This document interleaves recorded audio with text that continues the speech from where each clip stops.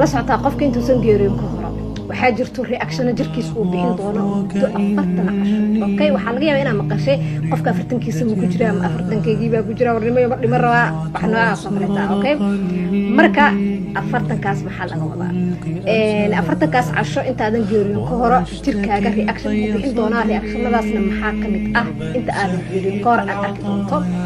midda ugu horeysa waxaa waa cabitaadkaaga yaraanaya muddadaada badanaysa suuliga aad galaysa zaid u yaraanaysa sababtay tahay cuntadaadu way yartay cabitaankaaga uu leeyahay ma garanaysaa sidoo kaleeto qofka waxaa leeyahay hadduu ahaa qof furan oo maaragtay bashaash ah oo inta garac waxaa leeyahay qofka uu dhameeyaa ma garatay sababtoo tahay enerjiga noocaas oo kaleetaa ma hayn doono muscleskiisa qofkana uu daciifay jirkiisa uu daciifaya waxaad dareemaysaa haddaad ahayd qof murqo waaweyn oo adag haddaa ahayd jirkaaga ma sii adkaanayo waayo wuxuu isku diyaarinayaa qofkaas inuu geeriyoodo marka jirkiisa uu daciifaya sidoo kaleeto blood pressure qofka hoos ayuu dhacayaa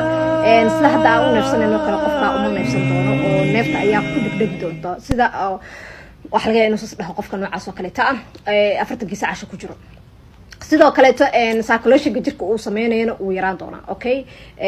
cycle-ka waa taqaan galasa qofka caafimaadka soo barta ay yaqaana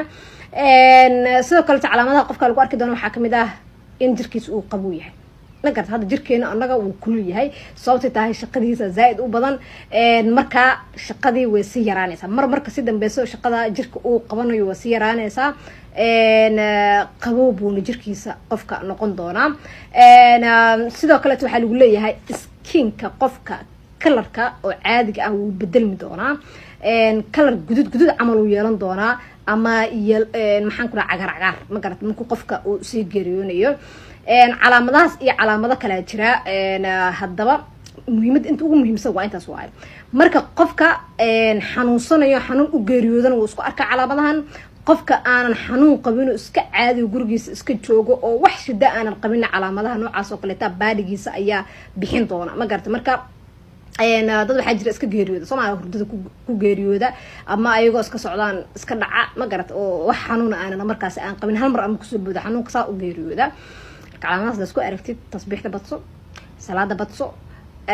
shahaadateynka iska badso si marka aad u rumayso ashhadu an laa ilaaha illa allah aad u tiraahdo